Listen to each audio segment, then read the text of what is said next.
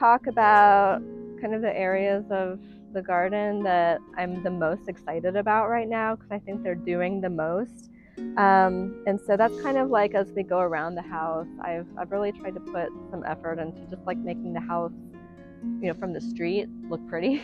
And so far I think it's working pretty well. So I'm starting here, and it doesn't look amazing here, but I just kind of wanted to talk about what I did today. So we have this beautiful lilac bush, which was just amazing, and gave us some really, really fragrant blooms in March and April.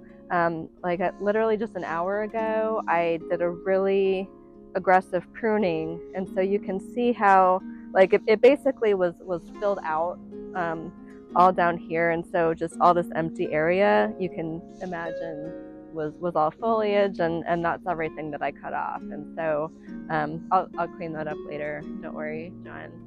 But yeah, so what I want to do with this is just let it grow upward and really focus its efforts into growing up, and that will allow the things growing underneath to get more sun. That's kind of always my main concern, is just making sure things get sun. So kind of along the house here, this is an area that actually does get a lot of sun and doesn't get a lot of water. And so that's the type of plants that I have installed right here. Some of them are plants that I bought, from a nursery. Others are just things that I, just kind of divided from around the yard, or just kind of, found somewhere else and put here just to see if they would work. And I'm really happy with how things have gone. So let me start with some things that are over here.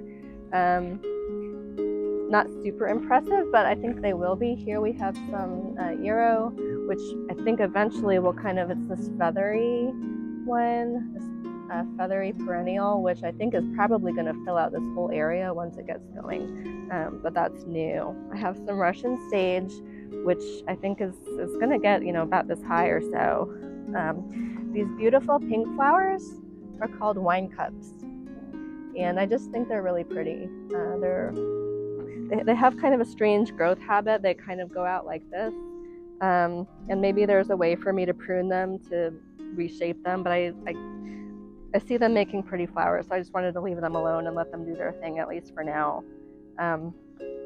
These are stone crops, autumn joy, and so as suggested by the name, they will flower in autumn, August, September, October.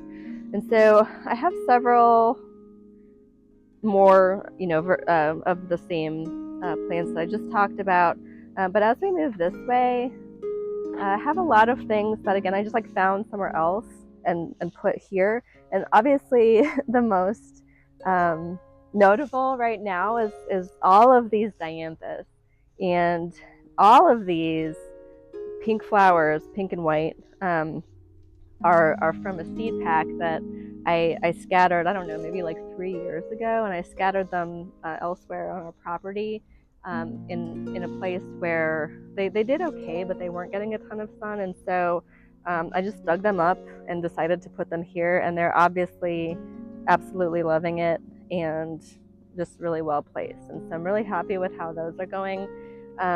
These kind of the same story. I think these are going to be black-eyed Susans. And so I've got, they started with just a tiny little shoot that I just stole from another area and just stuck in the ground right here. And they're obviously just really taking off. I'll probably have to divide them again soon and, put them in other places. But for now, I'm, perfectly happy with what they're doing. So I have more yarrow, and what's going to happen as the year goes on and the seasons change, Dianthus is more of a spring flower, and so once these blooms start to fade away, I'm going to cut these plants way back, and what will happen then is the yarrow is going to take over more. So you can see it's kind of starting to come out now. But we're kind of shifting from the Dianthus to the yarrow. So it's one thing I'm trying to focus on in all of the flower beds that I have going on is just kind of making sure something is going on in every season, and just trying to maximize the space and what we get out of it. So here we have a butterfly bush, which absolutely goes insane every year. It's very, very happy. I cut it way, way back every single year, and it just it's probably going to just keep exploding over the course of the season, and then I'll have to cut it like basically down to the ground again.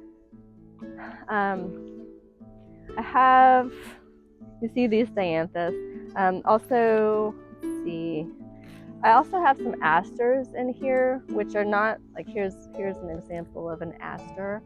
So